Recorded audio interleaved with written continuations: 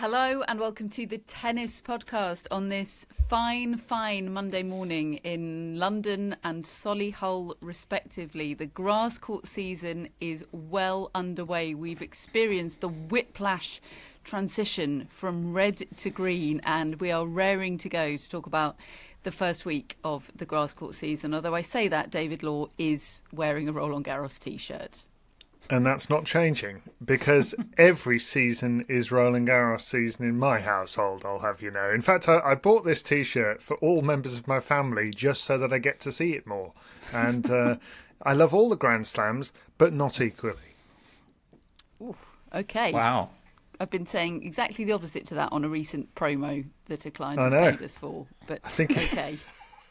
I think it started to affect me, and now I'm just sort of trotting it out, but changing the meaning. Matt, how does Carlos Alcaraz look more over Roland Garros and recovered than we do? How is that possible?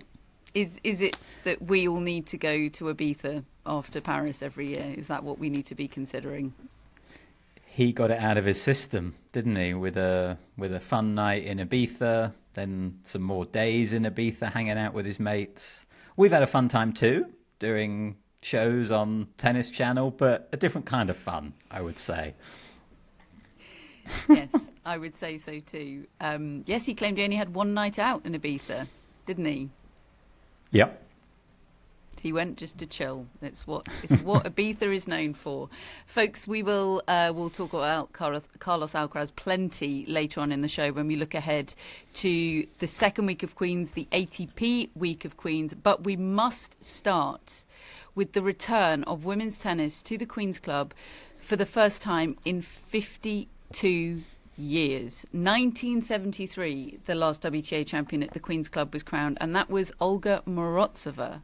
And she has been the reigning champion for 52 years. And she was actually invited to be a part of the process of designing the new WTA trophy for the HSBC Championships at the Queen's Club, which was a really lovely touch. And they invited a few WTA players from that era in the early 70s to be at Queen's at the start of the week and really invite the history into this new tournament, which I think has been really, really well done. And haven't they ended up with the most perfect and poetic champion in Tatjana Maria, a champion at 500 level for the first time, her second grass court title at the age of 37, and David, the ultimate throwback tennis player. In 1973, she'd have, well, I mean, who knows, but she'd have been crushing it, that's for sure. She'd have just been one of the pack and it would have been perfect. She'd have fit right in and you could transport members of the 60s and 70s into this era and said, there's Tatjana Maria, and we would have believed it. But the thing is, I think if you'd have told the organisers a week ago, your champion is going to be Tatjana Maria, I think you'd have got a bit of a sort of, oh, really? And I think that I would... Like the Sam Querrey year when you were media director. Yeah. No offence, Sam. but I think some offence, Sam. You know, when you're paying huge appearance fees for Rafael Nadal, yeah, you're not doing that because you want Sam Querrey to be your champion, are you? That is true. And either side of him were victories for Andy Murray, which had a certain different level of interest, let's say, from outside the grounds and inside the grounds actually, but there we are. But and I honestly think that if you'd have told me it would be Tatjana Maria a week ago, I would have slightly been a bit bummed out by it, because they've got Zheng Qinwen, they've got Madison Keys, they've got Elena Rybakina, they've got Emma Raducanu, they've got, frankly, all the players that Tatjana Maria beat to win this title, you would have put ahead of her in terms of people that you would have thought you would want on the Roll of Honour. And we would all have been wrong. I think now, looking back, I would rather have Tatjana Maria as the champion of this tournament than any of them, because she made me feel so wonderful throughout the week with her brand of tennis, with her story of being 37 and sort of having had a really rough time coming in on a 9-match beaten run, of being defeated at each match, and now suddenly playing Leylah Fernandez, Karolina Mukova, Elena Rybakina, Madison Keys, and then Amanda Anisimova, and qualifying and beating the lot, and beating them with a brand of tennis that you just don't see. And I loved every minute of it. She slices almost entirely on the forehand. There was one rally, I watched it back this morning, Catherine, where she actually hit a topspin backhand down the line, got a low volley from Anisimova, then hit a topspin forehand at her feet like normal players do. And it was so outlandish to us in commentary because we had not seen that in 3 days. We had not seen her hit that combination of that 2-shot combo at all. Everything was sliced, drifted forehands onto the baseline, same on the backhand, occasional chip and charges. It really was 60s, 70s tennis, and it was joyous. I loved every minute of it. We got to speak to her in our Tennis Channel show afterwards, and I'm just so happy for her, and I love the story. I love that is how the return to Queens of women's tennis unfolded. And Matt, look, it is out of nowhere in terms of, I don't think any of us had been thinking about Tatjana Maria in recent weeks and months. And she'd been on that 9-match losing streak. She was nowhere. But she is a Wimbledon semi-finalist. We know she can do serious damage on grass. We know she's a player that nobody wants to see next to their name in a draw, or that was the case before this week. And now she's a player that everyone is going to be looking out for in the Wimbledon draw. I feel like she's the name in that Wimbledon draw that I'm most on tenterhooks to see where she comes out. Yeah, yet another reason to be excited for the Wimbledon draw, which is excellent. What I find really interesting is that, she had this 9-match losing streak, this 12-set losing streak. Well, one of those matches and 2 of those sets were on grass. She lost in Birmingham at the 125K event the week before Queens to Valentina Reiser of Switzerland, world number 229. Can't wait to see her. Yeah, what's her secret? This is like when you read out the list of players that Lois Boisson had lost to, none of which we'd heard of. And then one of them ended up being the junior champion. The junior champion, yeah. Perhaps this can be a new segment. Matt reads out a list of names that we don't know. Which one of them turns out to be an amazing player? So I guess what I'm saying is that it's not like she immediately gets on grass and becomes one of the very best players in the world. Like, her game on grass has had moments in her career of being not very effective. She has only reached the 3rd round of Wimbledon twice in her whole career, and one of them was on that run to the semi-final 3 years ago.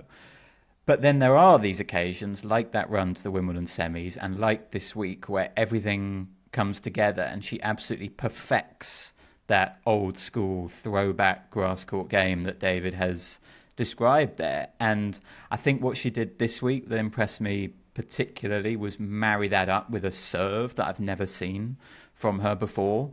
Like, Tatjana Maria serve bot, I wrote on one of our agendas at one point this week, which, just something I never would have expected. And yet, time after time, her serve was getting her out of small holes that she might be in, or helping her confidently beat a list of illustrious names, as she did to win this title. And it was incredibly impressive to watch her use her game, because yes, it was the same sorts of things that were working in all of her matches against these big hitters, but also in slightly different ways. Like against Madison Keys, it was really the short slice, bringing Keys in and making her uncomfortable.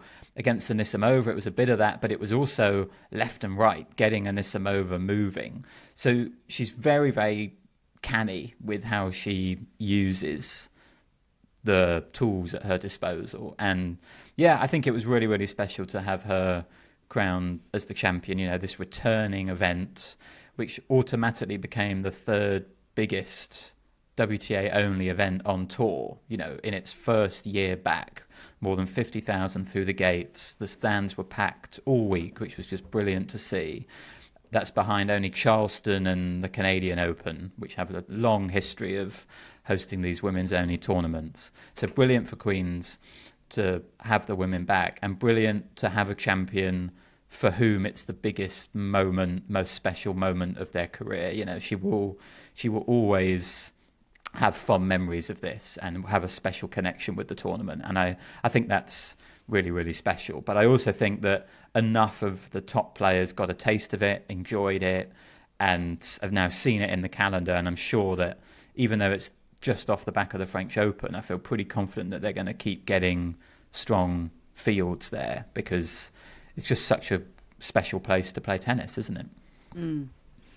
I don't think the players that played Tatjana Maria this week will have had fond memories, though. I mean, there's losing, and then there's losing to Tatjana Maria on grass. Like, it looked sort of traumatizing for the likes of Elena Rybakina, Madison Keys, and Amanda Anisimova, just because of their style of play and how she exposed them, made them look limited. And I don't mean that as a criticism. Like, I understand how modern tennis players wouldn't have a game optimized to deal with a Tatjana Maria. Like, there are no Tatjana Marias. That is not generally a good use of your time on the practice court to make sure you're equipped to deal with players like Tatjana Maria, because she is one of a kind. But she did kind of pull all their pants down out there, didn't she?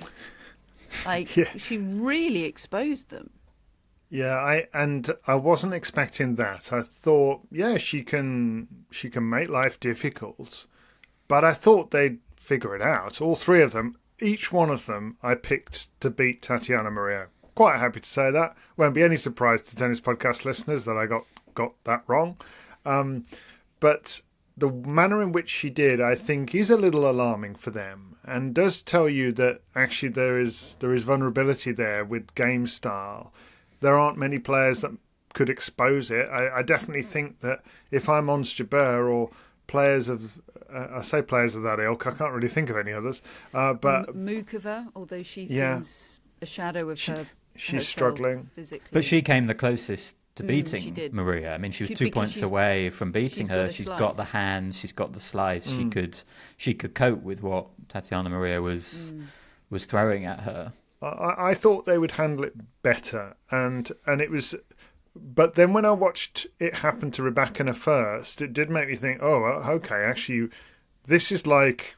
I know this might sound incredibly mean, a little bit rude even, but it was like a robot just malfunctioning with Rybakina. She's got a way that she's expecting the ball to come, and she's got a way to react to it. And suddenly it was coming short. You know, normally you don't, unless you're hitting an outright drop shot, and these weren't outright drop shots, normally you don't want to leave the ball short to an Elena Rybakina, because she's just going to come in and smack a winner. Well, these were coming in with such vicious underspin, and often with no pace on them, that Rybakina was just lurching forwards and trying to lift it off the turf and hitting the net. Time after time after time. Sometimes putting it long. Madison Keys the same. I did think Amanda Anisimova would handle it better than the other two. I thought she is maybe a more natural player. Somebody who can do more things, but it's like they all got lured into the trap, and then suddenly thought, oh, I better do to her what she's doing to me, you know. And I saw a couple of forehand slices, and suddenly Maria had got them where she wanted them, and then occasionally if they left one short, she'd just be in at the net. And I did think though, with all of them, why are they not at the net more? And what it seemed to me was, they'd go up there, they'd have one bad experience where they're either lobbed or they dump. Worse, if they dump an overhead or a forehand volley in the net, it would make them think, oh, well, that doesn't work then. That's how it came across anyway. But Madison Keys tried to come into the net a fair bit, particularly as her match on Saturday against Tatjana Maria. The semi-final was played in very windy conditions, wasn't it? That didn't help her cause at all. But the vicious underspin that it was coming at her with made what would usually appear to be an easy put away volley. They're just not used to judging that spin, and they were missing what looked from the outside like incredibly easy volleys, because they're just not used to dealing with that. Yeah, it was a fascinating run and style of play to end up being victorious off the back of the discussion which dominated the end of the French Open about what is an unforced error and how much of what you're doing wrong on court is caused by you versus what's caused by your opponent, which obviously was the big talking point post Goff Sabalenka in the women's final at Roland Garros. And my sense was that even without the hands and without the slice necessarily, all of Keys, Rybakina and Anisimova do possess the skills to be able to beat Tatjana Maria, even on a grass court. I firmly believe that. There were moments in these matches where they did have the right game plan and they were winning points quite straightforwardly and easily, but they weren't able to execute it for the whole match because their brains were so scrambled by what was coming down the other end. So exactly as you say, there were moments where you thought, they should be putting that volley away, or they should be finishing that point off here, being more clinical, more efficient, more ruthless. But they weren't able to because of the web that Tatjana Maria had spun and the state that she'd put them in with her general slice and dice game and throwing something at them that they're not used to seeing. She forced them a lot of the time to come out of their comfort zone, which is something that all the best players in the world do. They say, if you're going to beat me, you're going to have to come out of your comfort zone, or you're going to have to execute that at 100%. And they couldn't do it because they were frustrated, because, the wind, I think in Madison Keys' case, was a factor, like all of these elements. So as much as I was watching it, and I was with David, one after another, I predicted all of these players to beat her because I just thought they've got more game. One of them will figure it out. But I probably underestimated that element of how much Tatjana Maria's game was affecting them sort of mentally, I suppose, as much as anything, and how it was blocking them from playing their best tennis. So basically, I just end up feeling like fair play Tatjana Maria, because she's absolutely done a job on all of those big, powerful, informed hitters. Yeah, and they definitely feel like they've had a job done on them, don't they? Like Madison Keys' face after 2 points was just, for goodness sake. I actually thought, kind of mentally and emotionally, there were a couple of moments where she looked like she wanted out of there. But I was the most impressed with Amanda Anisimova, really, of those 3 big hitters that were having frustrating days at the office. I mean, by the end, her brain was thoroughly scrambled. But I do think this was a week of tremendous progress, Matt, for Amanda Anisimova. I know we've seen her play great tennis before. I'm not forgetting that run to the title in Doha. That was a bigger week. She won a 1,000 level title. That was huge for her. But I saw defensive skills from her this week that felt to me developed even further from what we were seeing earlier in the season. And I saw a real grit from her that I'm not sure I've ever seen before. I don't necessarily associate Amanda Anisimova with grit and defiance, but I really felt like she was desperate to win this title. And I loved to see that from her. And she needed it in the very first round. I got back from Paris on Monday and got back to my flat, and it aligned perfectly with her starting against Jodie Burrage. And I put it on, and I thought, oh dear, Amanda Anisimova is about as ready for the grass court season as I am. Because she's lost the first set, and she's playing a Brit, and the grass is, the grass is very fresh and slippery on the first day of a tournament, and she looked a bit uneasy on it. I just thought she's probably going to lose here. But she dug in there, was really resilient, came through it. Then had a couple of matches where she just absolutely crushed her opponents. Sonny Cartel and Emma Navarro just sort of hit them off the court. And then she was the match so that good against Navarro. I know she loves that matchup. I think she's 4-0 against her, which is an interesting head-to-head. But gosh, she was good. I was blown away by that performance. And then the match which impressed me most was the Zheng Qinwen match in the semi-finals, because she'd lost to her twice before. And it was a match where we saw a lot of her different traits. You know, we saw the first set, the brilliant tennis that she's capable of, where she was striking the ball so cleanly, pinning returns down at Zheng's feet and just taking over. But then in the second half of the match, we had to see the resilience, because she lost her form a little bit. Zheng picked it up and it became a real battle. And the resilience, the tenacity, and some of those defensive skills that you mentioned have all just gone up a few percent, I think, in the last year. And that generally just makes the overall package that much better and more dangerous, which is why she's now, you know, at a career high ranking and is displaying a little bit more consistency. This is the third semi-final she's reached on the tour this year, which, you know, she's never done before in a season, and we're only halfway through the season. So really good signs for Anisimova. And as much as I thought she was going to win that final, I think to some degree you can just put it down to that very singular Tatjana Maria test, which she didn't pass in that final, you know, absolutely. But I don't necessarily take more from that than I'd take from the rest of the week. I think the rest of the week is kind of more representative of the tour in a way, and she did brilliantly in those matches. So yes, definitely a really good week for Anisimova. And she gave a great speech as well. She did. After losing. She really did. Good. Yeah, and it must help her to look around and see the other players that got Tatjana Maria this week, who I'm certain are forming some kind of support group. Like, genuinely, you must go, okay, well, you know, Rybakina is a Wimbledon champion and Madison Keys is the reigning Australian Open champion, and they didn't even get as close as I did. So let's just chalk this up to an anomaly.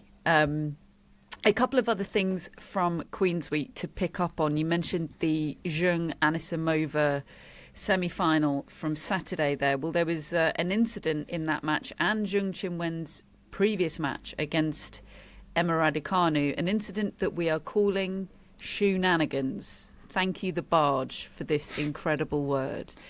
At crucial moments in both matches on her opponent's serve, Zheng Qinwen took a brief timeout, which is allowed during the rules, to change shoes because her shoes were apparently broken. And there is provision within the rules that if your shoes break, you can change them no matter what the situation in the match, no matter who is serving. So entirely within the rules.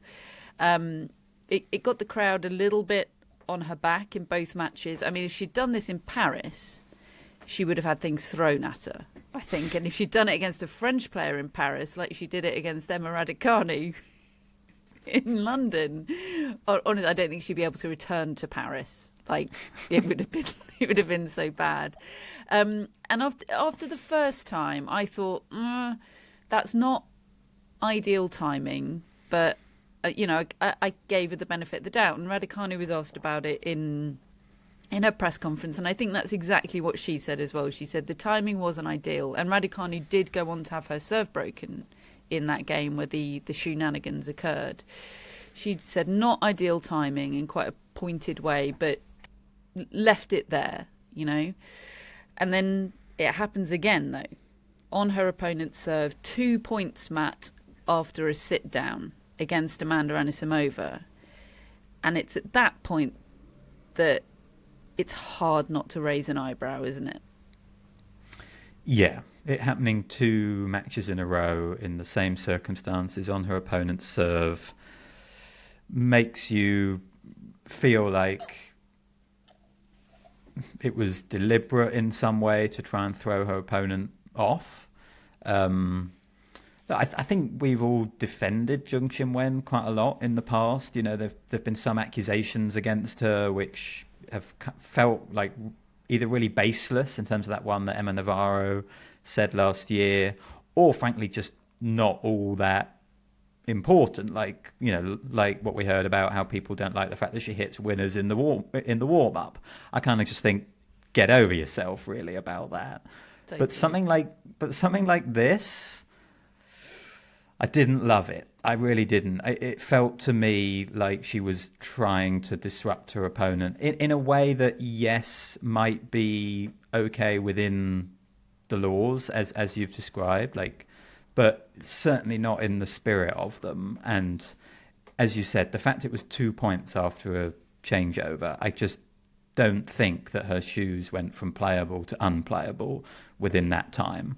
And it was in the third set. She had she was trying to break the Anisimova serve, and in the moment it did work, because she won the next 3 points after that, after changing the shoes. And look, it's a moment within a match. I'm not saying it necessarily would have been the ultimate determining factor, and Anisimova did end up holding that game and going on to win the match. So it's not like it massively altered the whole thing, but I don't think she wants to get a reputation as someone who uses those sorts of dark arts to try and gain an advantage. And that's what it felt like, because it happened in consecutive matches. I didn't think too much of it after the first one, because she was slipping a lot, and maybe there was something vastly wrong with her shoes that we couldn't see. And it was quite early in the match. It was at a less pivotal moment in the match. But when it happened again, that the next day on her opponent's serve, that was crossing a line for me. And yeah, I think she'd be advised to stop it. David, your take on Shenanigans, other than it's a great name? It's a good name. Look, it's very short and sweet. I just agree with Matt. I think he summed it up perfectly there. Stop doing that. I suppose she might say, I don't care what people think. It's within the rules. She's made it very clear. I agree with you, Matt. I wouldn't want to get a reputation for somebody that uses dark arts. Maybe she doesn't give any hoots. There are players that feel like that. I mean, I've spoken to players who've said that they've just instigated a conversation with the umpire that they didn't need in order to disrupt an opponent's rhythm. I think that happens all the time. And this is just another extension of that. Not a great moment for Nike, is it? Don't know how much Nike are paying her, but I imagine it's quite a handsome sum. Last thing to touch upon, I think, from WTA Queen's week. David's going to hate me here. Boulter. You're right. Which is, of course, the team name for Emma Raducanu and Katie Boulter, who played doubles together. They won a match, they lost a match. This isn't, headline news necessarily, but I was just really pleased to see it. I know Anne Gyothavong has been imploring the British women to play more doubles because, frankly, not having a good enough doubles team or a well-oiled doubles team is probably the reason they didn't make it to the Billie Jean King Cup finals last year. And she's been desperate for them to try and play more doubles. And honestly, I enjoyed so much seeing Emma Raducanu look happy and relaxed and in female company on a tennis court. Like, there was something just so healthy and uplifting about it. And she wrote on the camera, didn't she, Emma Raducanu, long live Boulter. So maybe a hint that they plan to play together at Wimbledon, David, and you're going to have to put up with that nickname for quite a while longer. Yeah, I'd be happy to see them play doubles. I can just tune out the nickname, but I don't think they're going to do it somehow. I mean, Raducanu's already pulled out of the tournament she was due to play this week, and was feeling her back in the singles. And I think it's a good idea for her to play more doubles long run. Generally, I think she needs to find a way to become more robust in a tennis tournament.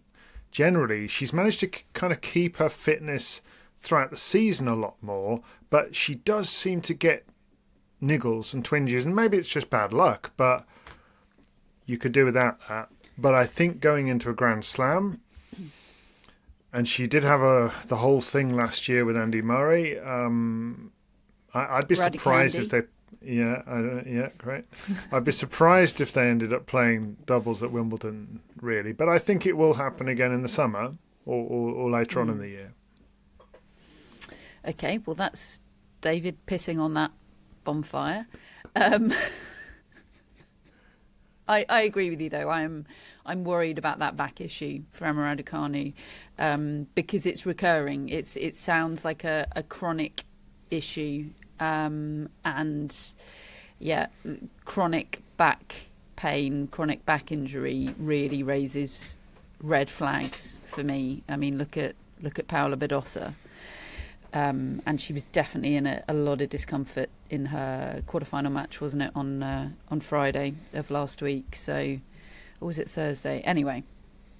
Her match against Zheng Qinwen is the one I'm talking about, with where there were shoenanigans. Right, that's it from the WTA event at Queen's. We're going to take you around other events that happened this past week on grass, and we're going to be looking ahead to next week on grass in the two ATP 500 at Queen's and in Halle, and the WTA 500 event in Berlin and the 250 in Nottingham. Just before we do that, a public service announcement about our live show on June the 26th. So that is a week on Thursday now at Shoreditch Town Hall in London.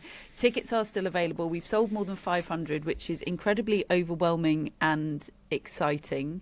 But there are a few tickets still available if you would like to come. We'll put the link in our show notes, or you can search for us on Eventbrite, or I'll put the link on our Instagram as well. Matt, it is going to be a very, very fun night. You usually sneakily keep something up your sleeve for a live show that you don't even tell me and David about. You know, the London last year was... London last year was a little backhand list announcement, wasn't it? You had a little reveal. Oh yes, no, you're right. Okay, that's put the pressure on. Must have something up my sleeve.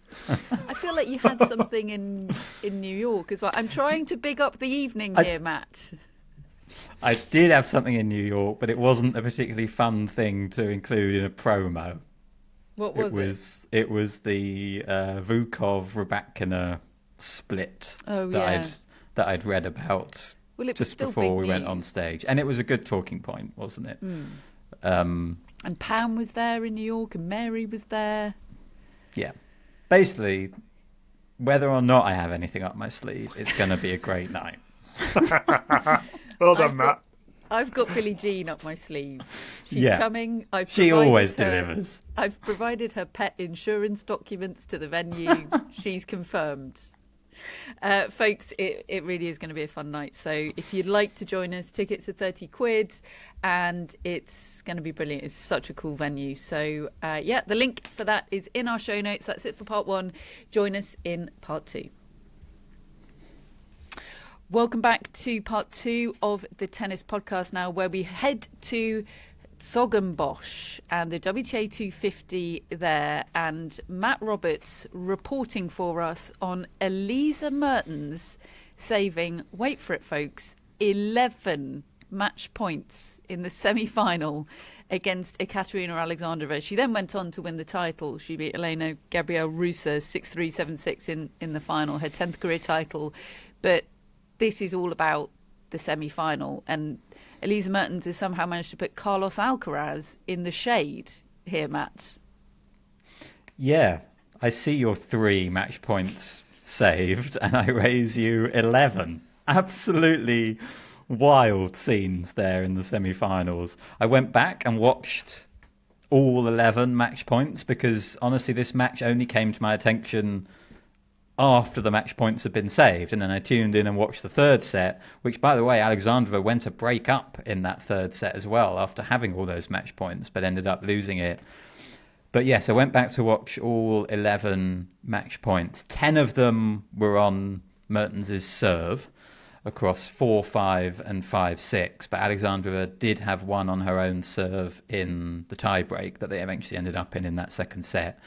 And Well, a very tough scene for Alexandrova on those match points, to be quite honest. I've written a brief description of what happened on every one of the match points. Please. Number one. All 11? Yeah. It won't take long because there's a theme to all of them. Number one, Alexandrova goes long with a defensive backhand. Number two, Alexandrova misses a backhand return long. Number three, she hits a forehand long. Number four, Mertens, brilliant backhand winner down the line. Number five, backhand long from Alexandrova as Mertens did a nice defensive scramble. Number six, forehand return long. Number seven, return in the net. Number eight, return in the net. Number nine, backhand long. Number 10, forehand long. And number 11, the one on her serve, backhand wide. Just an absolutely brutal sequence of points. Yeah, I don't really know what to say, really. Like, a horrible choke. Yeah. Yeah. How many a were horrible unforced? choke.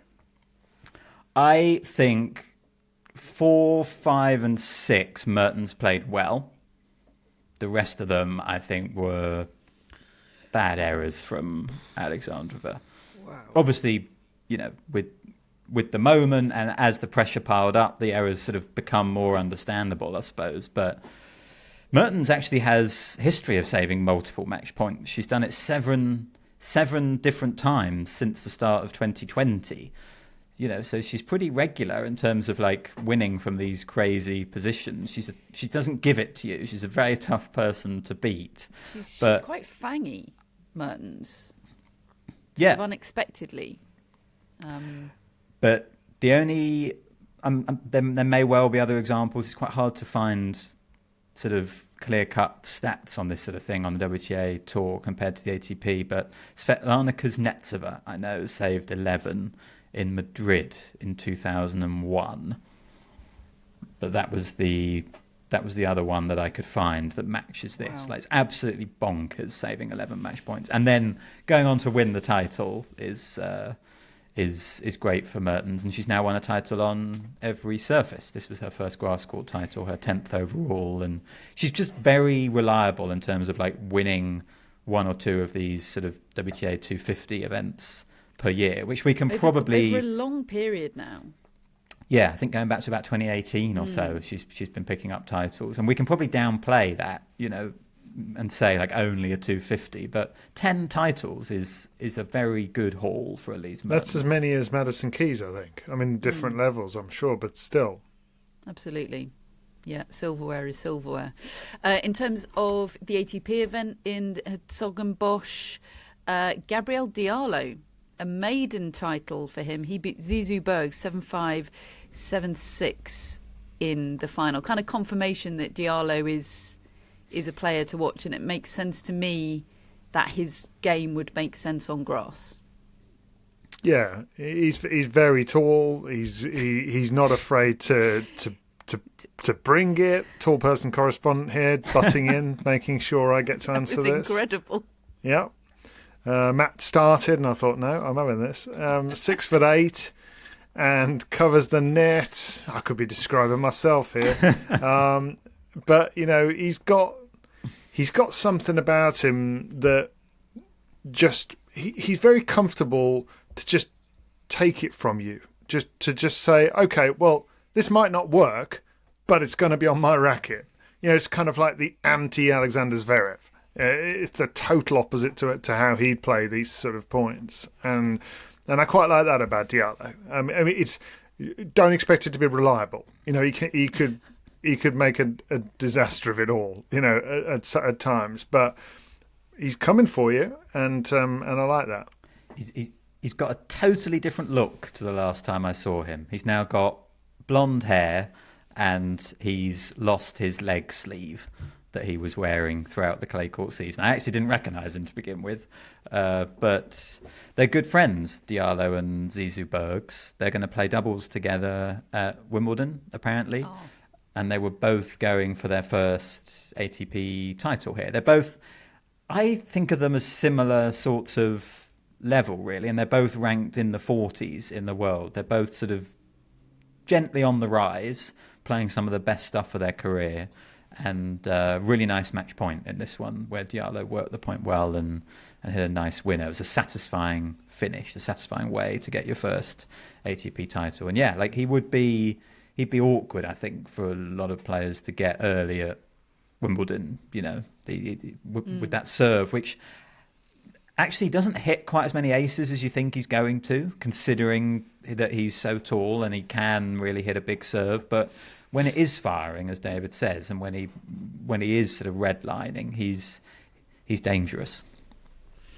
In Stuttgart, the ATP 250 event there, Taylor Fritz beat Alexander Zverev 6-3, 7-6 and 7-0 in that tiebreak to win the title. Feels like quite an important title for Taylor Fritz because, relatively speaking, he has been struggling over the past few months. I know clay, not his best surface, but he's been struggling physically and just not looked quite right. So a big win, I think, for Taylor Fritz, and confirmation that Alexander Zverev has a Taylor Fritz problem. This is 4 straight wins, David, now for Taylor Fritz over Zverev, and Matt's written 5 if you include Laver Cup, which we don't, but there you go. And normally I wouldn't, actually, but I watched that match and you could tell they both, it mattered to them, I think, because it was each other. And Zverev wanted to try to break that little run, and Zverev's quite happy to sort of include something if it works for him as a stat, I'm quite sure. Fritz, I think, just, it's Zverev, I want to beat him.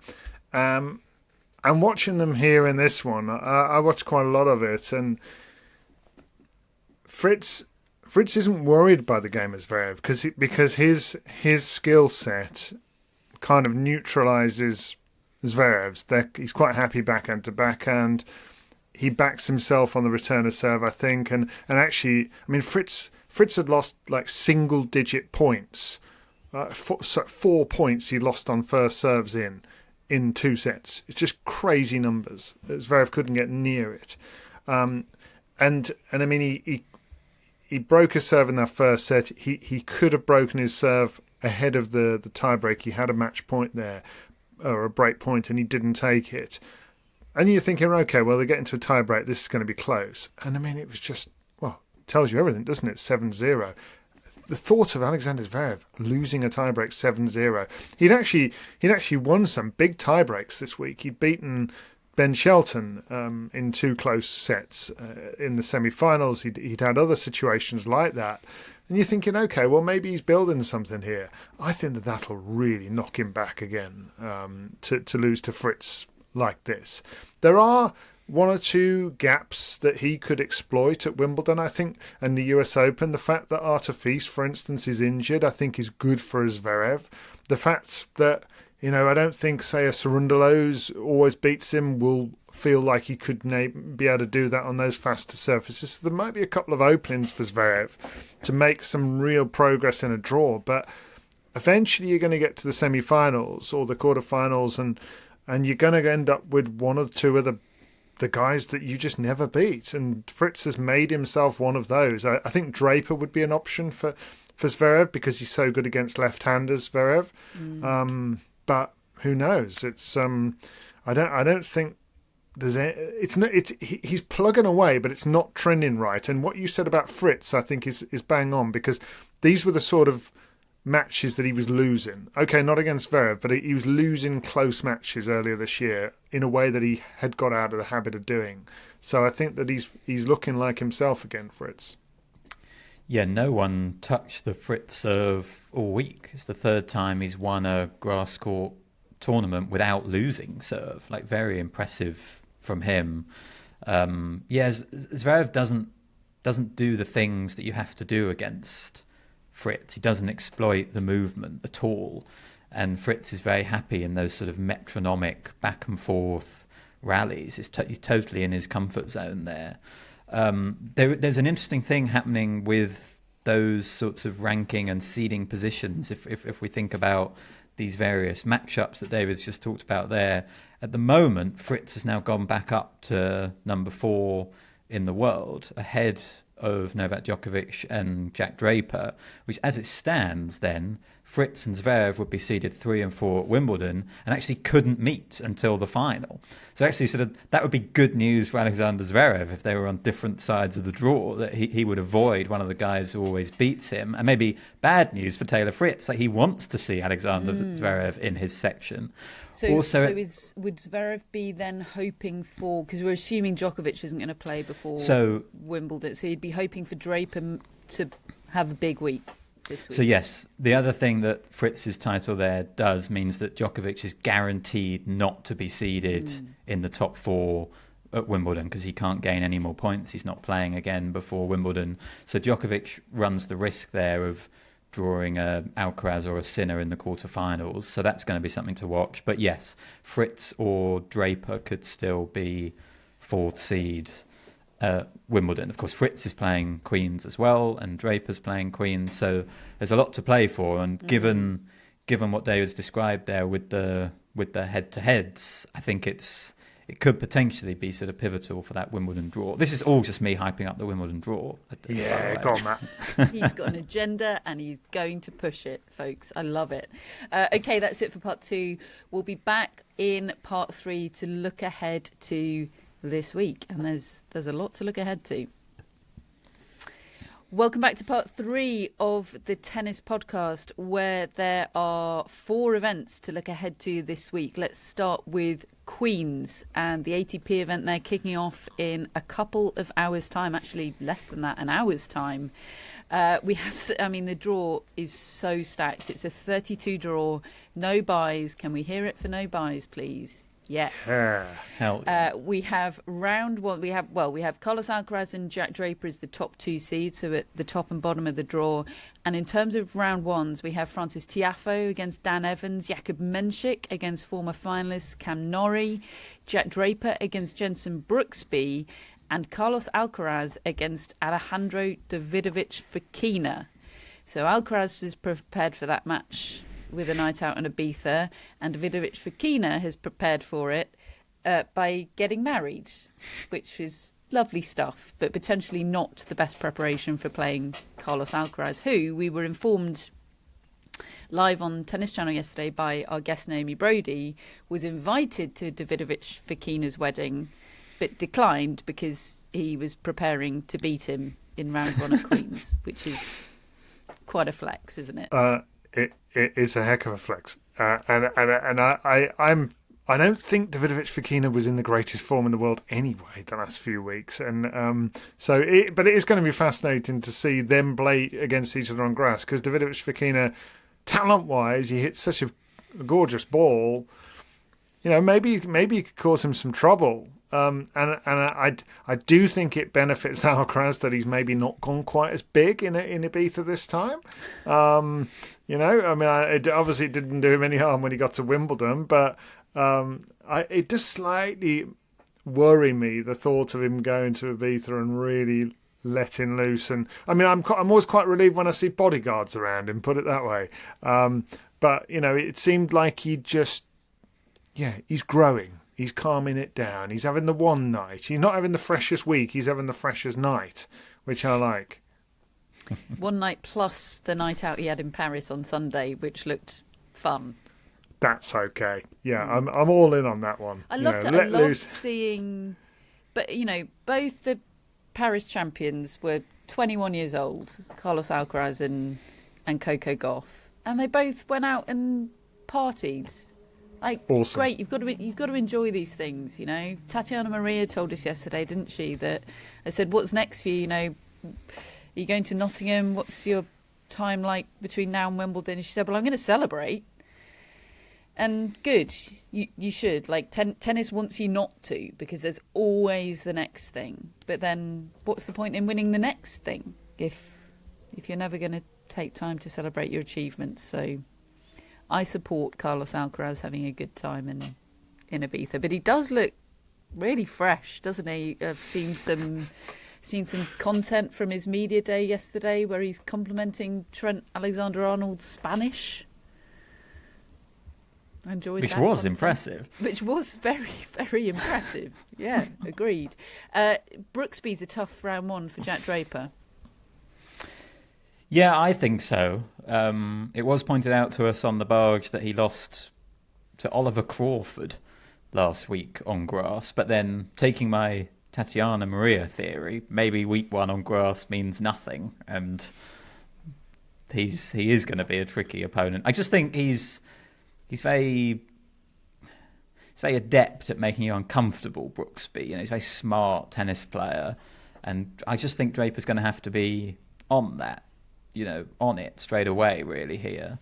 There's also the whole thing of, him having his first British grass court summer as the guy, and there's going to be a lot of pressure and expectation on him. And I know, Catherine, you asked him about that in Paris, and his answer actually talked quite a lot about vomit, which I wasn't expecting. Yeah. But I think he was sort of trying to reassure people that he won't be vomiting all over centre court. But I think he was also trying to say that, I think he recognises that it's going to be a lot, but I do think he feels ready to handle it, and is excited about the idea of getting some home support, whereas he's played a lot of Australians in Australia and French players in France. I think he's seeing this as a sort of moment to embrace, which I think is probably the way to do it, but it could be a lot for him over the next month or so. You've also got Alex de Minaur, Ben Shelton, Taylor Fritz, as you said, Holger Rune, all in that draw. They have had some withdrawals, including Lorenzo Musetti and Tommy Paul, last year's champion. So that's a shame, but it's still an incredibly stacked draw. And in Halle, pretty great draw there too. Yannick Sinner is the defending champion, and obviously the top seed is the world number one. You've also got Zverev, Medvedev, Francisco Cerundolo, Karen Khachanov, Alexander Bublik, and Felix Auger-Aliassime all in the field there in Halle. And you've got round ones of Hubert Hurkacz against Thomas Machac, who's been posting some chaotic Instagram content recently. Not sure where his bed is at.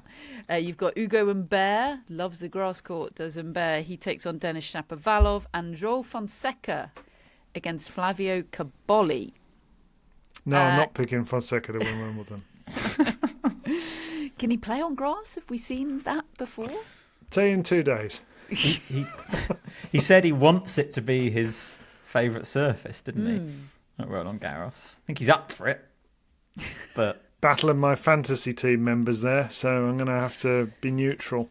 In the WTA this week, we have the 500 in Berlin. Now, this might be the most stacked draw of the lot. The top 6 in the world are all there, including Mira Andreeva. You've got Sabalenka, Goff, Pegula and Paulini, who are the top 4 seeds. All of them have buys. But how's this for round one matches? Elena Rybakina against Zheng Qinwen. Round 1. Absurd. Crazy. Diana Schneider against Donna Vekic, round 1. Marketa Vondrousova against Madison Keys. Amanda Anisimova against Bianca Andreescu. Naomi Osaka against Ludmila Samsonova. Marta Kostyuk against Emma Navarro. And Paula Badosa against Ava Lees. It's ridiculous. When's all this happening? Can we stop recording? I want to go watch this. Today, David. Okay. Emma Raducanu withdrew with that ongoing back injury, which is a shame. But yeah, I mean, that is an absolutely ridiculous draw, and it's great to see. Absolutely great to see. And there's also a WTA event in Nottingham this week, 250, where Tatjana Maria has drawn Petra Kvitova in round 1. Good luck, Petra. Another big hitter. Like, that's kind of a dream draw for Maria. Kvitova will probably go and win 1-on-1. It'd be so her, wouldn't it? Katie Boulter is the 2-time defending champion there. She's got Lulu's son in round 1 that should be tough. Loves grass, quarterfinalist at Wimbledon last year, but has had an awful season so far. Beatriz Haddad-Meyer is the top seed. She faces McCartney Kessler in round one, and you've got Clara Towson, Yulia Putintseva, Linda Noskova and Leila Fernandez in the draw. And you've also got Hannah Klugman, very talented British junior, who's making her WTA main draw debut there, and she has drawn Yulia Putintseva. We also had welcome to the WTA Tour. Yeah, that she's next to Putintseva and Siegmund in the draw is Klugman. And originally I read it as she's playing Siegmund, and I thought, oh God. And then I realised, oh no, she's playing Putintseva, and I thought, oh God. Yeah, stay a junior, Hannah. Enjoy it while you can. I want to see Putintseva against Siegmund. I don't. I told you, I've reached my Siegmund quota for the year. I'm done. Check back in 2026, Laura. We had the Wimbledon pre-tournament press conference this past week. No sort of mic drop news apart from confirmation of electronic line calling at Wimbledon. We did know that, but it still feels big, doesn't it, to have them fully confirm it. They've said they will have 80 match assistants, which is 2 for each match, 2 assigned to each match, and that's down from the total pool of 300 line judges as there would have been previously. So that's kind of a VAR situation, isn't it? Wimbledon chief executive Sally Bolton said that she thinks that this move was probably inevitable. And she's probably right about that, I think. David? Yeah, and she was sort of saying it couched in terms of line judges realising that and expecting it, and it is kind of sad in a way, and it's interesting to see Roland Garros just hanging on, refusing to yield, and obviously they've got the marks in the clay that they can point to as a reason for that. And I must admit, I did think Wimbledon would take longer than this in a way, because they seemed so determined that it was important as a pathway for chair umpires, for instance, to have that training ahead of getting that job. And they've got these match assistants, which they need, because what happens if the technology goes down? They've got to be able to have people that can come in and still call the lines. But well, you say you've got to, but we have had episodes of that happening at big events where there haven't been assistants or line judges readily on hand. It happened at Indian Wells, didn't it? And there was a long delay. So, and I'm happy about that they've thought about that element of it, and I hope that continues. And it there is a sadness to it. I mean, I think the thought that there's 220 people that would normally have a job at Wimbledon, and they're not going to now. But that is life, isn't it? And that's progress, in inverted commas. If it does remove a human element from the court, but it also reduces some of the faff and some of the clutter and challenges. My kids like the challenges, they enjoyed that, but it does seem a bit pointless if you don't actually need to go through that whole process. So no, I think overall it is the right call. You had me at reduced faff, David. Prize money is going up by 7% in total, by 7% to a total of £53.5 million.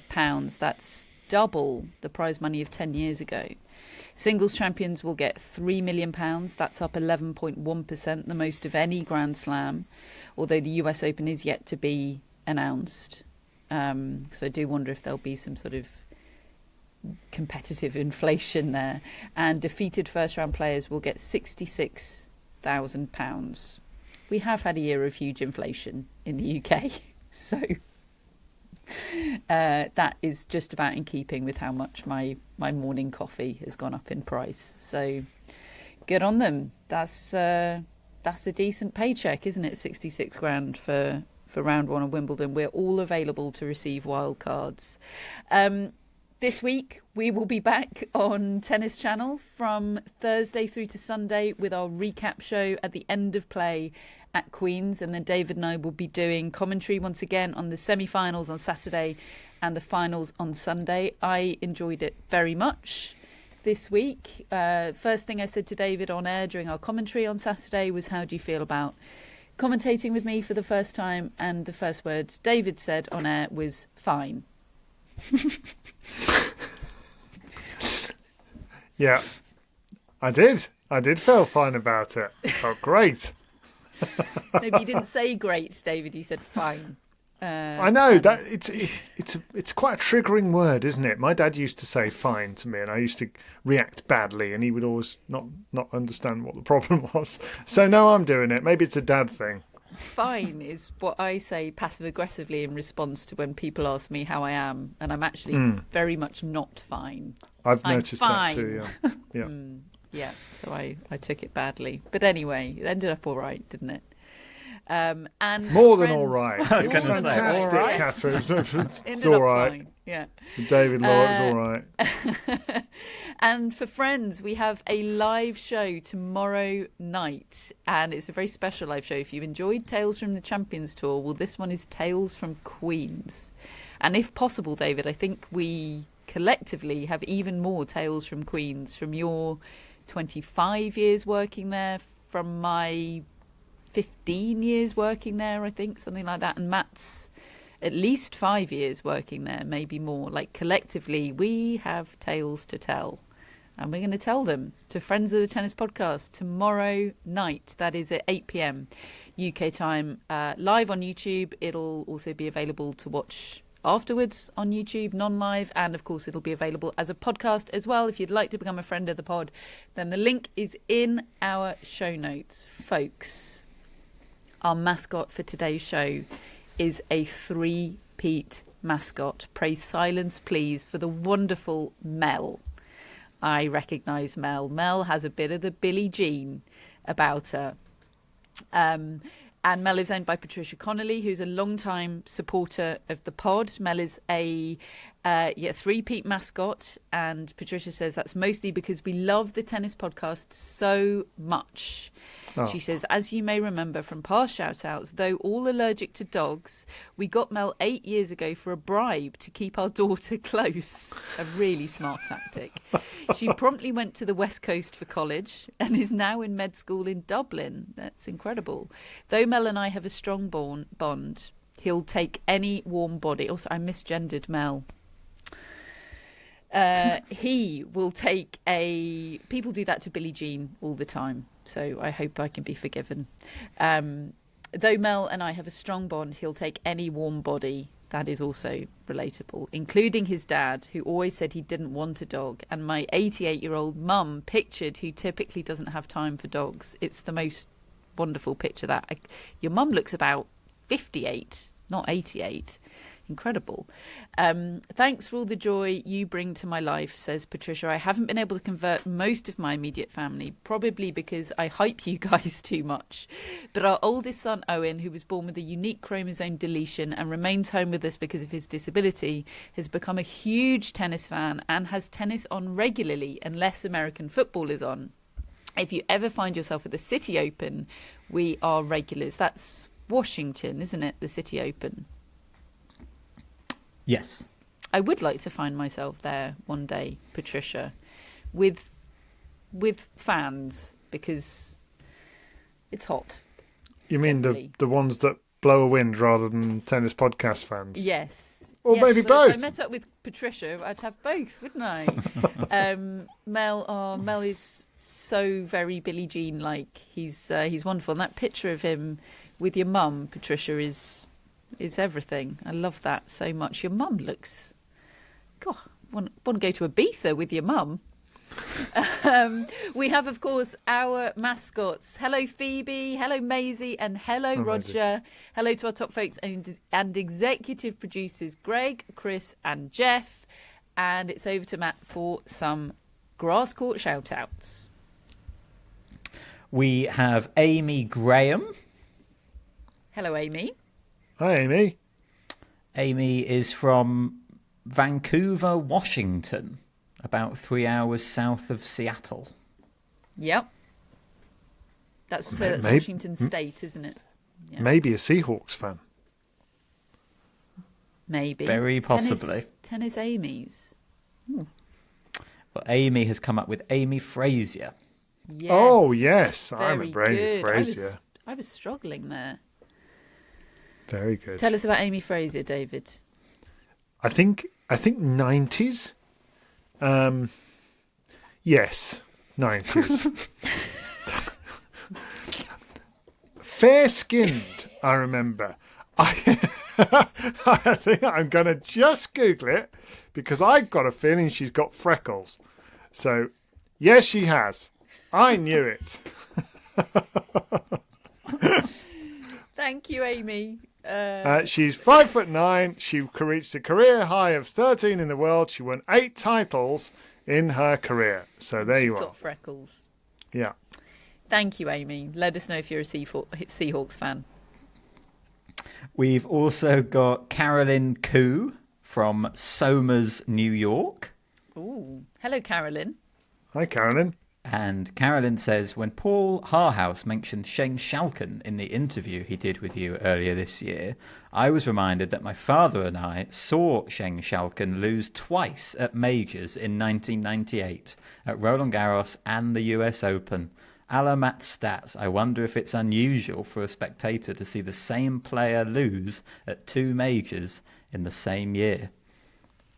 I suspect it is quite unusual, Carolyn. That's good. Also, I just sort of love it when Zheng Qinwen comes up because he's so lost in time, isn't he? He was a top 10 player. Yeah, But he also... I love the way Paul Harhouse said that he would say, "Oh, I've got to go for 2 hours of hell now," when he would have to play a tennis match. Yeah. We're not going to be doing Zheng Qinwen Relived anytime soon, I don't think, are we? But He's Carolyn... going to keep coming up by association, I think. Yes. Yeah. Okay. Carolyn, thank you for reminding us that Zheng Qinwen exists. And lastly, we have Jim Session from Australia. Hello, Jim. Jim. Jim says, I've run out of tennis stories, sadly, but just wanted to say thank you for your work ethic. I can't keep up with all your episodes, but I never, ever miss a tennis relived. They are golden. Oh, Jim, that's so nice.